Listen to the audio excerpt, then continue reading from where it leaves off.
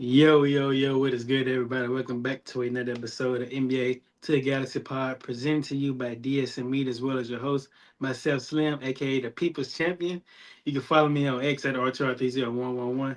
You can follow your other host here at Scotty Drown. And as you see by the title today, there's a lot to kind of dive into, but John Morant suspended, the Bulls and the Spurs talking about their hot starts.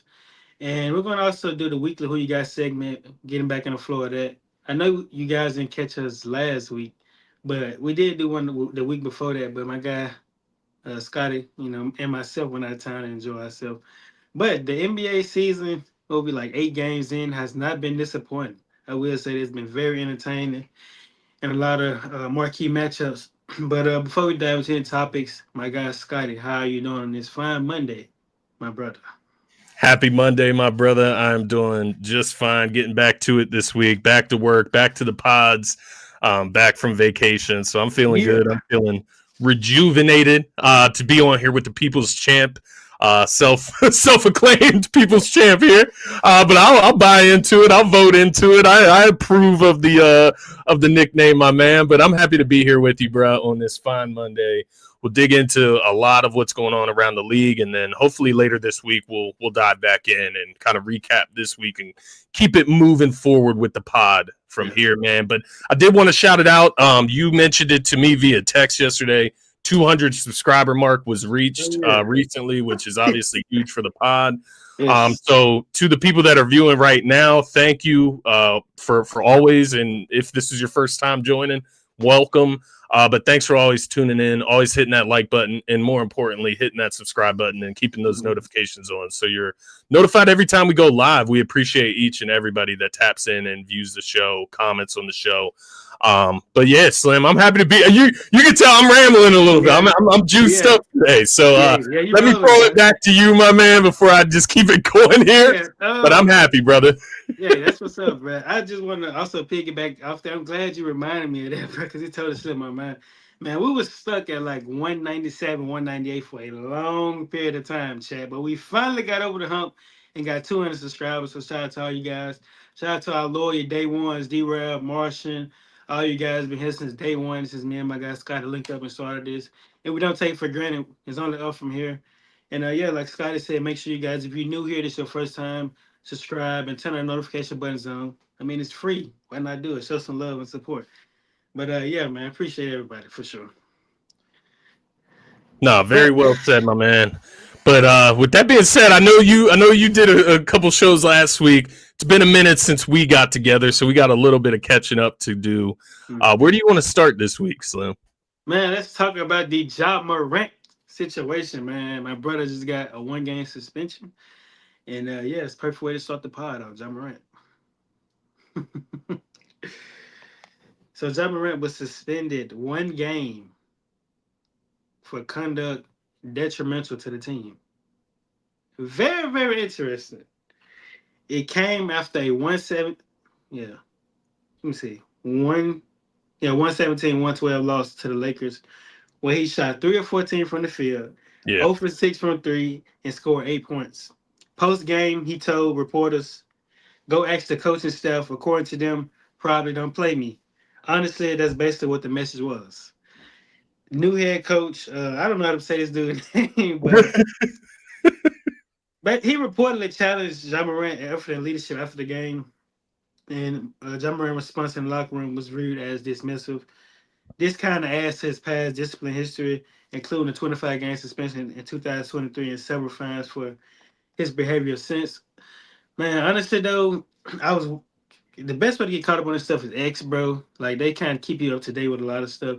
And then somebody made like I know we like 8 games in, but somebody made like a mixtape of John Morant just shooting like a lot of bad threes, settling, not high IQ, just a lot of ill-advised jump shots he's been taking. That's never been his strong suit.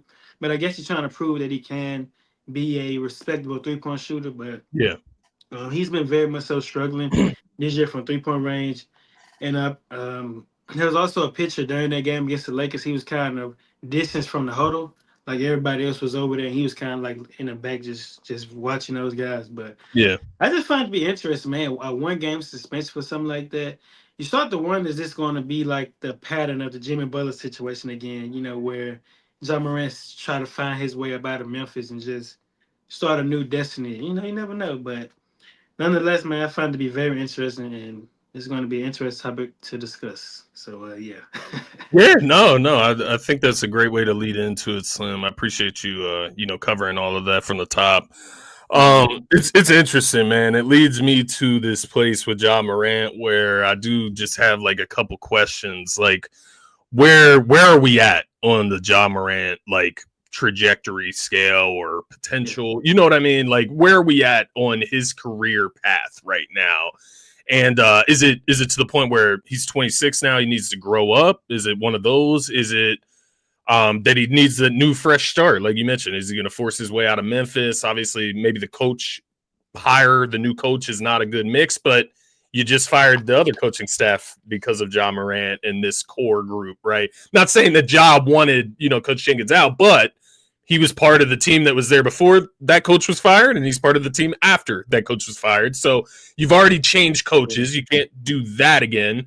You traded Desmond Bain away, who was a key core piece of the team, in order to kind of maneuver and change pieces around Ja and Jaren Jackson Jr. So it's not like what do you do now? You trade Jaren Jackson Jr. to put more pieces around Ja and like buy in more with Ja. So I don't see that coming. And then my last question for around Ja, man, and I will throw this one back to you because Mm-hmm. it's something until this situation popped up, I really just didn't think about it. I guess Memphis just hasn't been on the forefront for me. Ja Morant has been in the news for things off the court mostly the last few years, so I guess I just haven't been paying attention in that regard. But Mm-hmm. has he really developed since those like awesome, first 3-4 years in the league? Has he improved his game? Like has he gone backwards in development, man? And I'm saying this very lightly. It's very early in this season. We only saw him for what, 9 games last year, or was it maybe that was the year before, and then it was 50 games that last year? I can't remember exactly how that worked out, but is he going backwards? To your point, you're talking about the jump shots and the 3-point shooting. That's always been a weaker part of his game. But if you're relying on that more and the percentages are going down, what does that mean? Obviously, he's not, maybe not getting along with his teammates as well as he should be, not getting along with the coaching staff. So I went back, I looked at Ja's like peak so far in his NBA career, and it really was what, the 21-22 22 season season. Yep. through 22-23 season, right? 21-22, he averaged 27, 6, and 7 on 49, 34, 76 shooting. 22-23, he averaged 26, 6, and 8, 47, 31, 75 shooting. And since then, it really just hasn't been the same for a multitude of reasons, whether it's him not playing because he's injured, not playing because he's suspended.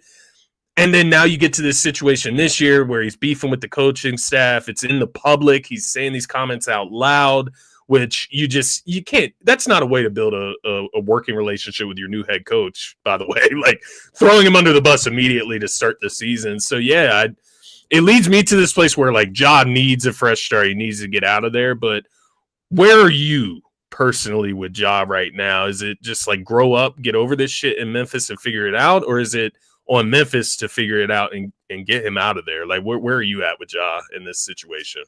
I'd say he had to figure it out. I mean, they invested their money into him. They didn't give up on him. Like when he was going through what he was going through, getting suspended, getting fined and stuff. They could have easily traded this Fair. dude, but they said no. We're Should going buy to you stick some with him. loyalty. Yeah, Yeah. that's what I'm saying. You know, he's young. We're going to give him some grace. We're going to stick by his side. Yeah. You know, when he was going through what he was going through. But now this is something John Moran got to figure out. That's my answer to that question. But go back to what you said. A lot of great points. Sam, I can't even remember, but the one that stood out to me was that you mentioned, damn, what you said. Oh, is he taking a step back in his development? Yeah. I will say this: the 21-22 season, I never forget it. That was the season John Moran just kind of put his Took name over. on the map. Yeah. He won most improved that year, which he definitely shouldn't have because as a top overall pick, you're expected to blow up Yeah. like that. But yeah, he really blew up and put his name on the map, put Memphis on the map to be more exact. And then what happened is that situation happened when they found him with a gun in the club. that was kind of like slow his development down, in my The opinion. derailer. Yeah, Yeah. that's what I'm saying. Like as time went on, it just kept getting worse and worse. They had to suspend him and start finding him, and it's like he didn't really learn from that until they suspended him for a whole season.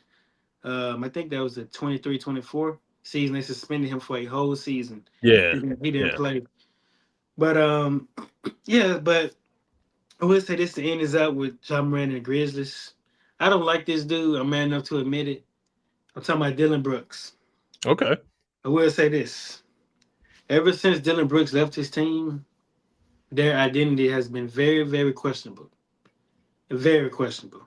It's a And I great have to point. give him credit. Like I said, I don't like him. I don't care for him, but he did bring something to that team that they no longer have. Toughness, that Yeah. grit mentality. Just being a pest, trying to stir things up. Yeah. Desmond Bain is now gone. You don't have those type of guys on the team no more. Yeah. And it's showing like Jaron Jackson Jr. I mean, I don't know if you've been keeping up with it, but on X, these guys are trolling him, talking about his rebounding numbers, constantly getting in foul trouble. Yeah. And it Story just of his career. Yeah. the team just Yeah. looked different. But honestly, it's interesting to see what route they tend to go. But I think Josh should kind of see it through. But I wouldn't be mad if he looked for a different path in his young career. So yeah. Yeah. It's interesting to think about, who, where could he go, right? And I don't know, two places randomly that just came to my mind as I'm thinking about it. One was Chicago, and we're going to get into them a little bit later. Mhm. Don't know if they would really be interested. Obviously, he carries a lot of, once again, off the court issues that maybe you're not interested bringing that around your young guys and letting him be a leader in that group. But on the other end, you think about like young talent that could be moved in order to obtain him, and then a void that would be left to fulfill as a superstar, right? Like you look around the league, what teams need a star? I think the Bulls are one of those teams. And I don't know, maybe I'm tripping with Chirac and shit like Chicago. Maybe that's not the vibe for John Morant. But I don't know. It just feels like that could be a fit. I don't know, like the culture and the vibe of Chicago Bulls, like kind of uplifting, right? Like getting a superstar back in that building and kind of uplifting that franchise. They started the season 5-1. The other team that comes to mind, man, and I don't know why, it was just completely random, but for some reason I can see like Ja Morant and Zion Williamson on the same team, and maybe it's not a good thing. Strippers, shit. I don't know if it's a good thing, brother, but I don't know. It's just they have once again they have pieces they could move to obtain a Ja Morant. You put him in a situation with Zion and Trey Murphy the third, and all those other pieces, depending on what you'd have to ship out. Ja Morant and Zion down in the Big Easy, like it sounds nice. Yes, it do. It do. I'm gonna tell you two to three teams that come on top Yeah, right here. yeah. Number one, the Timberwolves, though. Ja Morant and Anthony Ooh. Edwards. That backcourt. Ooh. Hey, what they look like? They And just Julius Randle, I'm guessing Julius Randle would he no. have to be part? No, Rudy Gobert. Rudy Gobert, Nas Reed, Mike Conley, Dante. They got ways they can make it happen. Interesting. Yeah. No, I can see it. I can see it. Ja Morant to Minnesota Timberwolves, Miami Heat. I feel like if he go down there with that culture, it'll Yeah. better him as a person. And yeah, Pat Riley be a good influence. Bam, all those guys. And then lastly, the Yeah. Philadelphia 76ers. I mean, you got spin roller with Maxi, VJ. But adding a guy like Jado, that just brings a different dynamic to you guys' team. Maybe you guys can flip Paul George for him. We'll see. John Moran and Maxi backcourt. I like that.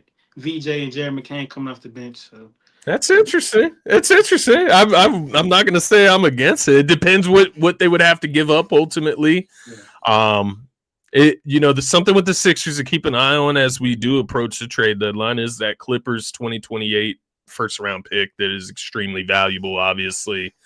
I believe it's 2028 or 2029, but it's a first round pick we obtained from the Clippers that carries heavy value. And then obviously you have the Paul George contract that would be, tradable. But it depends, do we have to part ways with like a McCain or a VJ? Because that's not happening. But like, nah, that's not happening. Maybe Grimes. I'm surprised you, bro. With all due respect to Grimes, I like Grimes and I want him on the Sixers, but maybe Grimes. Oh shit! I've been killing myself laughing the past 2 minutes. You ain't noticed it, bro. Oh no, I seen it. I wanted to let myself finish, and then we could dig into whatever the hell you find it funny over there. I was just fucking with you with the sixes, bro. I thought you were gonna catch on, but uh, So you was trying to set me up. So you don't like that fit. I I don't know. At the end of the day, Maxi I is think not a bad true fit though. point guard. He's not a true point guard. He likes You to say play off Maxi? ball. Yeah, he likes to be that Yeah, shooting I think that guard. yeah, that's his strong suit. He's a scorer. Yeah. He's a natural scorer at heart. So yeah. I've noticed like this season specifically, he's not bringing the ball up as much. It's some Kelly Oubre in the mix, Quentin Grimes bringing the ball Yeah, I up, seen Quentin DJ bringing Grimes the been. ball up. Yeah, I seen Quentin Grimes been handling the ball a lot. So yeah, Yeah. I mean, even now that Trendon Watford has came back in the mix, he's bringing the ball up here sometimes. So that they're what he getting does. creative. It's almost as if anybody can bring the ball up because I've seen Embiid bring the ball Yeah, I up. was just gonna say. Yeah, I say Joel Embiid bring the ball up too. I wouldn't Yeah. be surprised if Andre Drummond does at this point. So. He out there shooting threes and shit, so Yeah, I see. it I ain't was like Andre Drummond shooting threes. Like, it ain't out the realm of possibilities. But man, no, I don't know what's next for Ja. I guess it'll depend. Like, can he, one, get the shooting numbers up? Can he get his game together this season? Can Memphis compete in the West? That's what they really got to figure out nope, because nope, nope. I don't see it, brother. So, do they start to sell?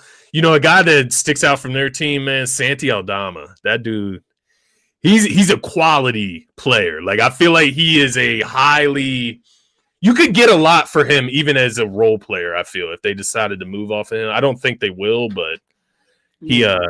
he adds a lot, Yeah, shooting, rebounding, he's defense. 7 foot. Yeah, he can do a lot. I say. Yeah. But to end this off with the Grizzlies, because we don't want to spend too much time talking about that Mm-hmm. depleted team over there, that deflated team over there. But anyway, I don't know what happened. They were supposed to be the team that was next. You know what I'm saying? They had all the young pieces, to Brandon guys like Brandon Clark, Tyus Jones, DeAnthony Yeah. Melton. They had all those guys over there: Jaw, Jaren, Bain, Brooks. Yeah. But it's like I don't know. It all went downhill when that John Morant stuff started happening. So here we are. Here we are, man. Just keep it quiet for a little bit, John, man. He needs some proper advisement. That's for sure. He needs somebody to step in. I don't know who, like you said, who's the leader of that team. I have no idea right now. So we'll see what's good with Memphis moving forward, man. But not in a great spot right now.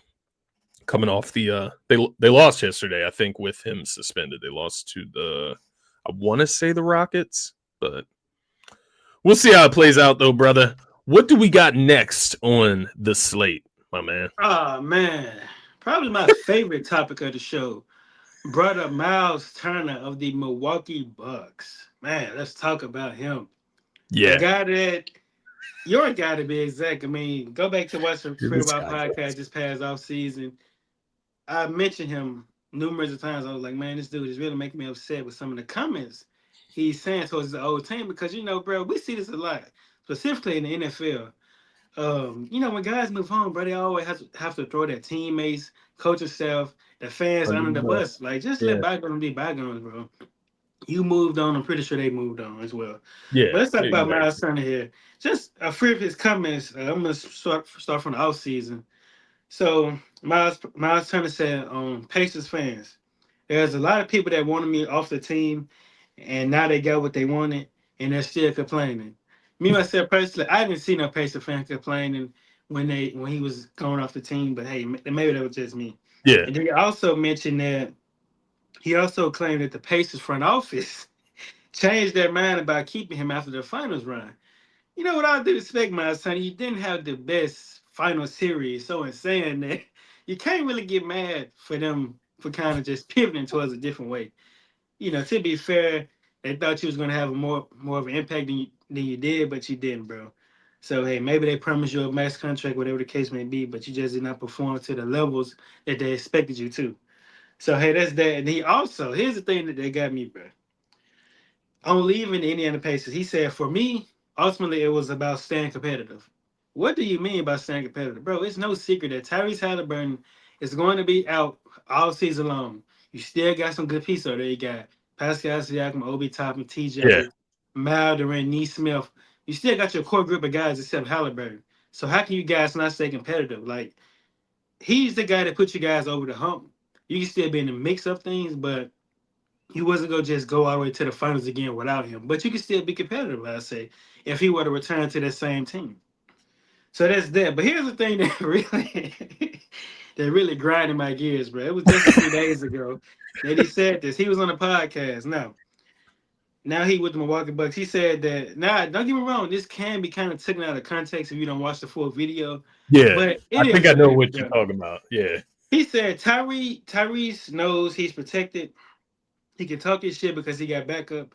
He wouldn't be talking the same in the street. Mm. Bro, who 97% of the guys in the league, who is tough? Like, let's just call it the way we see it. Like, what do you mean, like, he wouldn't be talking the same in the street? Who would be talking the same in the street? Motherfuckers is killing people nowadays, bro. Like, ain't nobody trying to be sitting up here fighting, bro. Like, what is you saying, bro? And then, like, Uh, he came on X and clarified up. He was like, it's all love on my side. Me and Hallie went to war together for 3 years.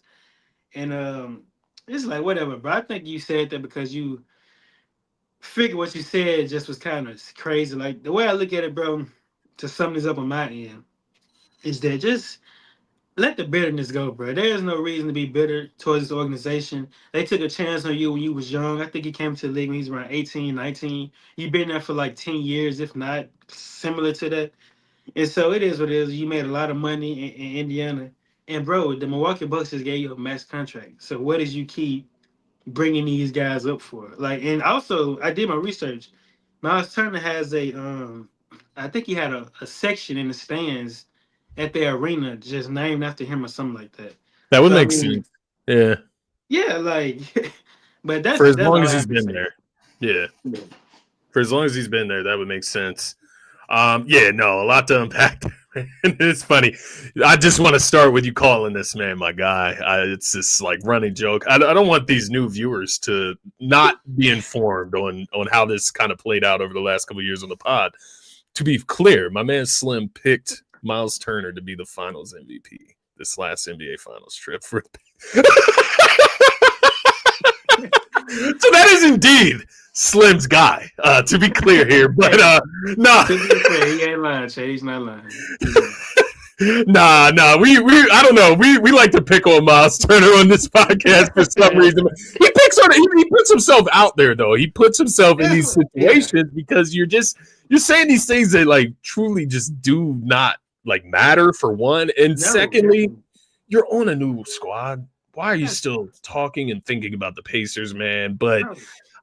I don't know what his beef is with Tyrese Halliburton with the Pacers fans. I know Halliburton, he can be a little smart mouth a little bit, right? He's very confident in himself, so maybe they had like some behind the scenes confrontations or something. I really don't know where this animosity or energy is coming from towards a team that you had success with, right? Went through the great heights with and had great successes winning the Eastern Conference with.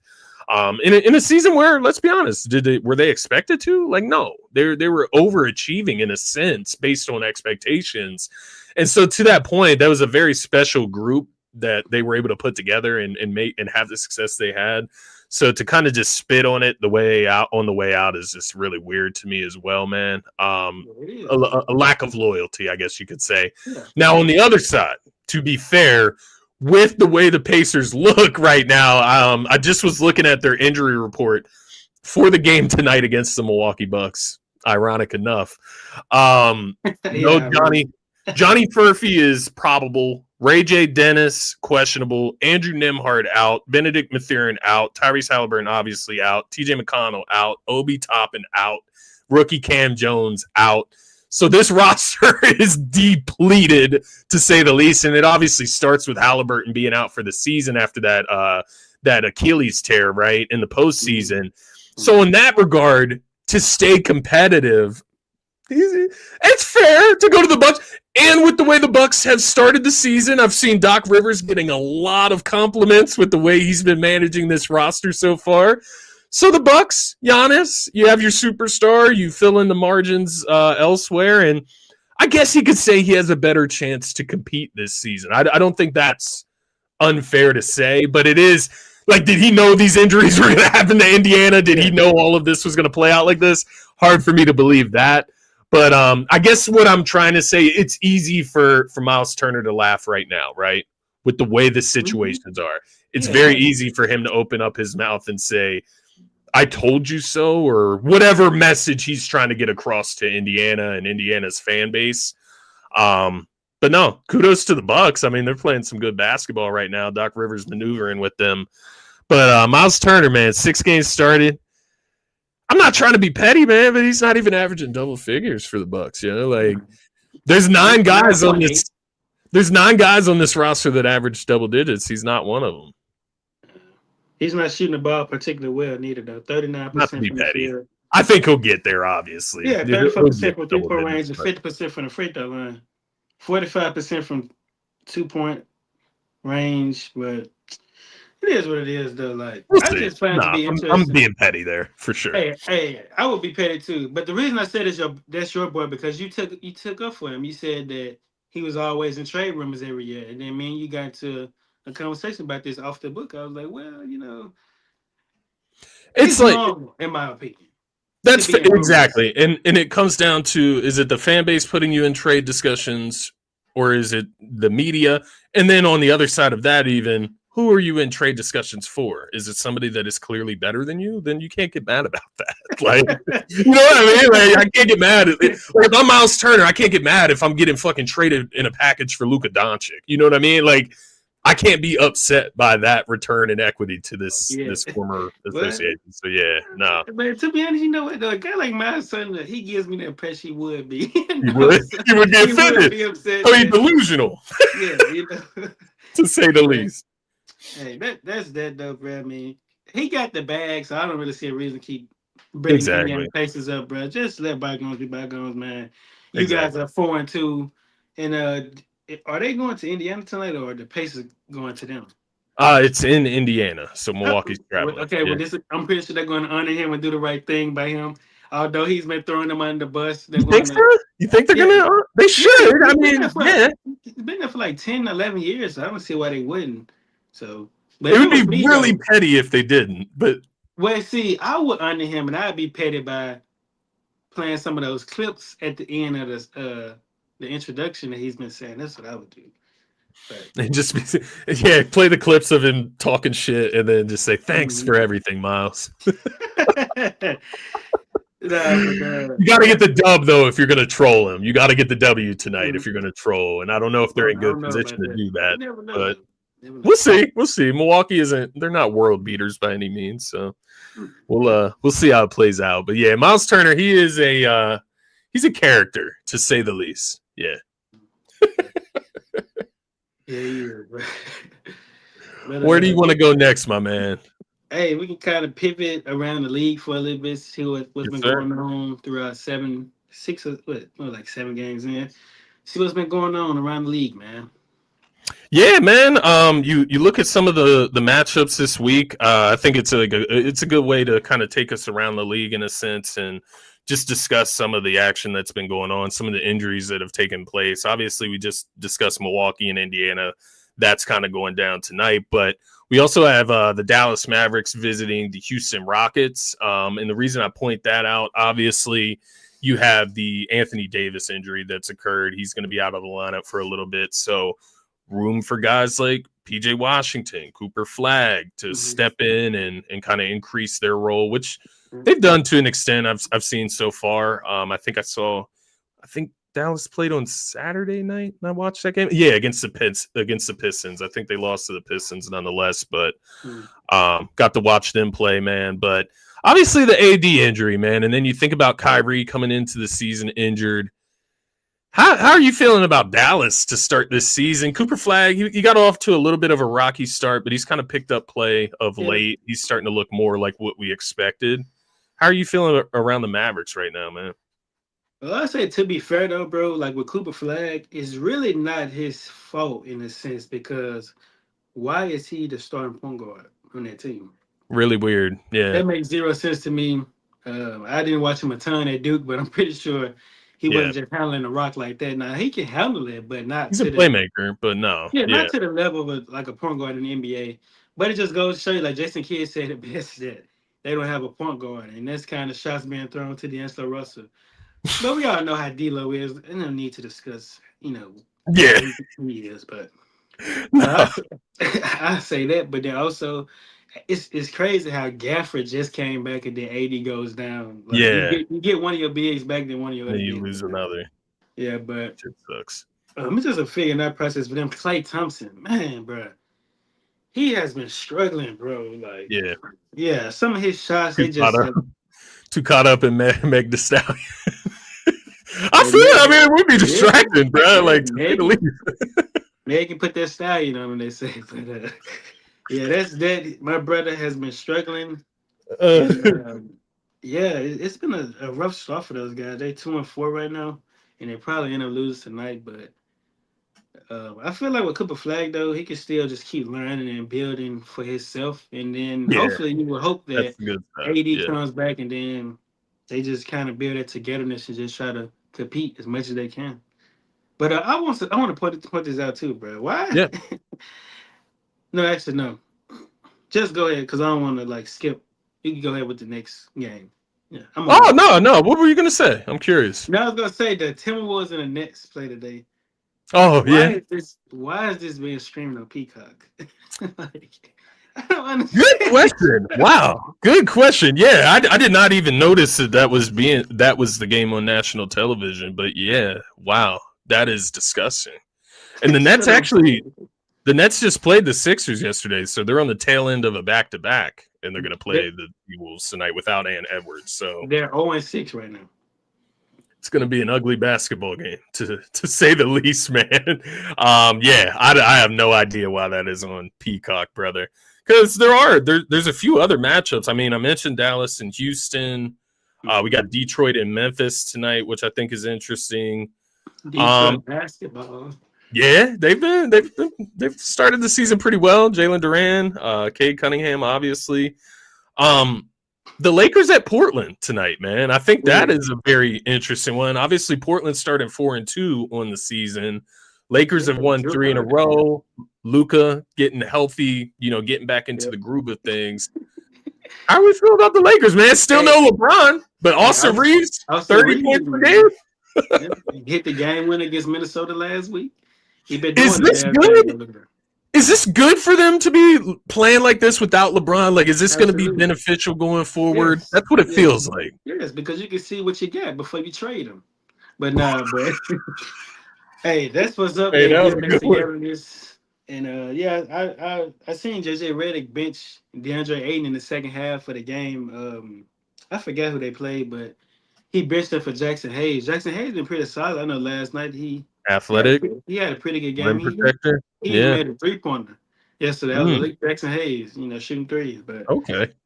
yeah, That it like when guys like Jackson Hayes and Andre Drummond hit a three the other night. It's almost like a gift and a curse because it allows them to think that they are now a 3-point shooter, and then you'll start to see it like fly off their hand a little bit quicker in the shot clock and shit.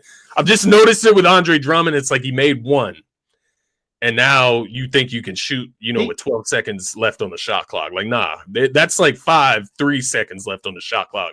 Then you could shoot the three, like not 12, not he over 10 definitely seconds. he definitely going to keep shooting it. But to be honest though, bro, I really wouldn't feel bad because it's like these guys are trying to find ways to extend their careers Playing the role. because Yeah, yeah, like net it's a good none point. shooting bigs and stuff. Those days are over with, bro. Everybody in the league need to have some type of jumper, like mid Yeah, range, a push shot or something. You need something, bro. it's a great point. It's a great point. But yeah, I think the Lakers will ultimately grow from this, man. I think this will make them a better team. And quite honestly, they're staying afloat, man. 5-2 right now. So we'll see where things go for them. But I did want to kind of circle back to that Minnesota Brooklyn game, and I know we kind of glossed over it, but it's not really about the matchup per se. It's more about the Anthony Edwards injury and kind of how is this team going to function? How are they going to look during his timeout? I believe you told me before the show he's going to be missing A couple of approximately the weeks. next 2 weeks or Mhm. so. How big of a loss is Ant Edwards? Trying to phrase this the right way. Obviously, it's a huge loss. How Mhm. big is it in regards to Minnesota staying afloat in the Western Conference? Because we know how important that is. It's definitely a huge loss in a sense because I mean he's your guy. Everything is built around him, man. So, but I will say this: the luxury of having a guy like Julius Randle, who's been phenomenal in these games. He's averaging just Yeah. about 28 points per game, 6 rebounds, 5 assists, shooting pretty efficient from the field. Then you got guys like Jay McDaniel stepping up his level of play. He's averaging 18. I'm Yeah. pretty sure that's career high. Just being more aggressive and assertive on the offensive side of things. We know what he can bring defensively. But yeah, man, like obviously it sucks to have your star player go down, but it kind of boosts your role players, level of confidence up as well. Like just going out there, being more aggressive and just instilling the rest of the confidence into the other teammates as well. Just to your point, just stay afloat. You don't have to really just try to That's the key. win a lot, but just stay in the mix of things. Don't drop down too low in the standings, but just when you look at the standings, see the Timberwolves names in like the play-in tournament range, then they'll be okay. But it's still early in the season. You don't want to overthink too much. But Yeah, yeah. no, I agree with that ultimately.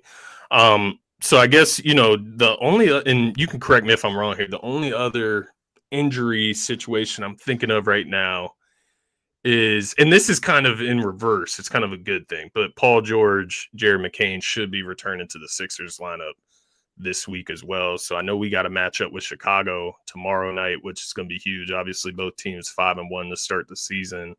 And then we got a back-to-back on Wednesday against the Cleveland Cavaliers in Cleveland. So it'll be an interesting week if obviously Paul George does get the go to move forward with getting involved back in play, and then obviously Jared McCain would be a huge addition as well. And man, obviously I'm excited for the Sixers and where they're at. But is there any other injuries that I'm drifting over here, brother? Yeah, we got I don't know what's going on with Norman Powell. He started the season out pretty hot, but he's missed like the last 3 games. Obviously, So Hero. Yeah. yeah, Tyler Hero as well. I don't know what's going on with the both of those guys right now, but they out. De'Aaron Fox has yet to make his season debut this season. I don't really know where he's at conditioning wise. I think that's just about it. Those are the main guys that's been out. So Yeah. yeah. Injuries never good for the league, obviously. So hopefully we can start to see some of these guys trickle back onto the floor. I know the Knicks have been missing a few guys to start the season in and out. So yeah, these good teams, they need to kind of solidify what they got and then move forward from there. But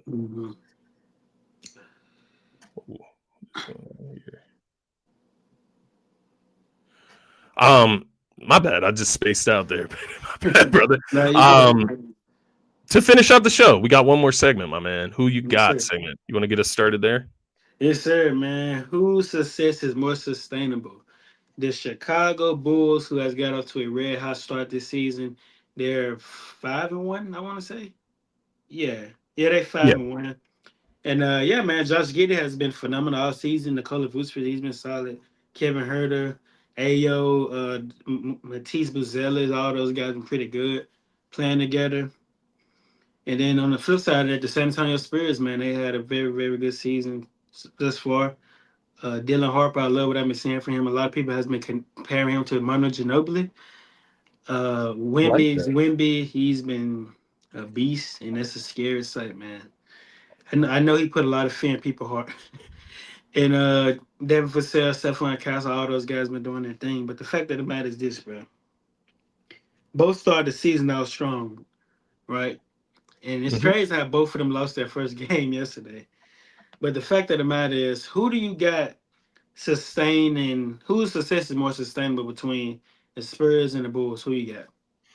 No, this is a great discussion because these are two teams in similar situations given where they are in their respective conferences. And I think that's what makes this a discussion, right? Because the Spurs, in my opinion, are clearly much more talented than the Chicago Bulls, right? When healthy. When healthy. When you look at the top of that Spurs roster, it starts with Wemby, who is top 10, top 5.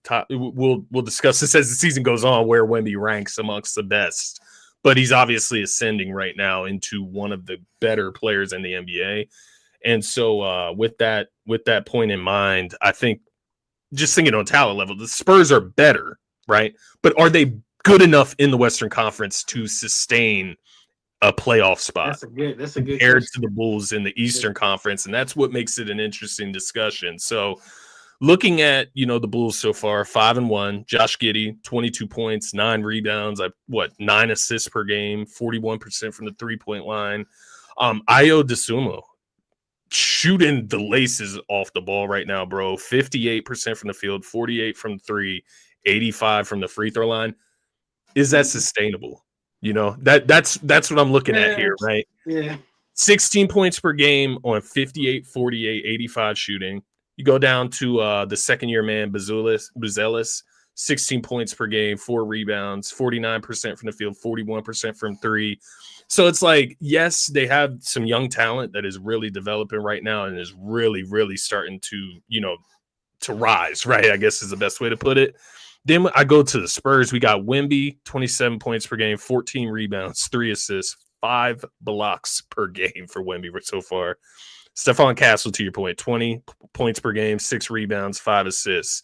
Dylan Harper, 14 points, 4 rebounds, 4 assists. I just think when I look at that specifically and then think about Fox coming back into the mix, that's the team that I think is here to stay. That's the team that I think is going to sustain. So I'll go with the Spurs, but I do think the Eastern Conference makes it tough in thinking about the success the Chicago Bulls could have in the East. But what do you think in that regard, man? Who do you got? Spurs or Bulls? Man, you know what, Oh, bro? You broke it down very, very well. But me, I'm gonna go with Chicago in this. Be a little different. I think that it's more sustainable from the perspective of I feel like they have no real expectations going into the season. I'm pretty sure they didn't just have their goal to set out to be a contending team, maybe a play-in team, but realistically a playoff team. I don't know. Although the East is kind of weak in a sense, I wouldn't be surprised if they were to make the playoffs. But when I just look at the season Josh Giddey has had, bro, me and my coworker was chatting about it. I was like, man, he wasn't able to do this in Oklahoma City. They was kind of having him play off the ball a little they bit never more. freed him. And Yeah. yeah, that's just not his strong suit. He's just one of those guys where you have to have the ball in his hands to just kind of show you his full ability to kind of just run the offense, set guys up, and do his thing as well. He's a phenomenal rebound as well, 6'8". But I just love what I'm seeing from these guys throughout the first 6 games, just the togetherness. Like to your point, Ao, that's definitely not sustainable. Him shooting that good from the field, but I'm pretty sure he can kind of still be a good 3-point shooter. And then the Yeah, color he's to be fair, like he's gonna be better. I think those numbers will drop percentage wise, but he is a better player. He's Mhm. obviously improved. Yeah. Yeah. And then the color Whisper still a solid vet, 18-10. And yeah, I can see these guys just still being in that flow to like play in and maybe a playoff team. They just Billy Donovan's just doing a heck of a job coaching these guys, having these guys ready. I love what I've been seeing from the second year guy, Buzelis. They definitely hit it on the head by drafting him. Yeah. And also, man, a lot of people has forgot that we have yet to see Kobe White play. It's a So great point. just imagine what he's going to look like, whatever his role be, whether it be coming off the bench or starting. I'm pretty sure he's going to fit right in with those guys. But it's honestly an opinion based question. You can't go wrong with either one because when I Fox agree. comes back, we're going to really see what San Antonio really starts to look like. So, in saying I'm just be a little different. I'm going to go Chicago because I think that with them being in the East, their success is more sustainable than the San Antonio Spurs been in the West where it's loaded. Like a lot of guys losing teams, I mean losing important games now will come back to hunt them come Yeah, playoff time when the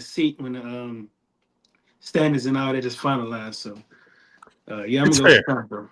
That's fair. I like that you went in a different direction there because, like you said, it's opinion based. Both these teams off to a great start, and yeah, you make a great point about the Eastern Conference, man. I think that is a kind of a big asterisk in this, Mhm. equation to an extent. But I'll get a first class look at the Chicago Bulls tomorrow night going against the Sixers. Obviously, Sixers 5-1 to start the season. Okay. Sixers, I would say on paper, have more top end talent than the Bulls, but they're off to the same start, right? And so I'll get to kind of gauge how I feel about the Bulls tomorrow against the Sixers, who I think are playing some really good basketball right now. Mhm. So yeah, maybe I can return with some updates on my feelings. Maybe my feelings change after watching tomorrow. We'll see, man. But Yeah, you're doing no, some insight. two young teams, man. I think this is exciting for the league. There's a few other teams mixed in out there that we'll get to cover later this week. But man, anything else before we get out of here, brother? Hey man, that's pretty much it. Once again, shout out to us for getting those 200 subscribers, man. We're working hard for it. And we finally got over that hump and got it. So we appreciate everybody. If you new watching the stream, make sure you guys tap in with me on X at Archie 111. Follow Scotty as well. Sixers fan, NBA fans. He has a lot of great takes on the game of game of basketball. So Appreciate make that, sure man. make sure you follow my guy on X. Subscribe to the YouTube channel. Follow us on TikTok. Turn our notification buttons on, and we will be back here again at the end of the week. With that being said, we out. Peace. Yes, sir. See you guys Friday. And on Friday, let's get involved in the comments, guys. Let's Yeah, let's, come let's on, get man. involved. Where you We at, we D-Rab? appreciate y'all, but can we get some comments? Like we want to get it firing in here. So Yeah, where you at, D-Rab? Marshall, where y'all at? You know, the Sixers tap are in 5-1. Friday. The Sixers are 5-1. This is the time to celebrate. This is a time for us to live it up, brother. Hey, cheers. Happy Monday, my man. Yeah. We'll see you all again on Friday. Peace, everybody. Peace.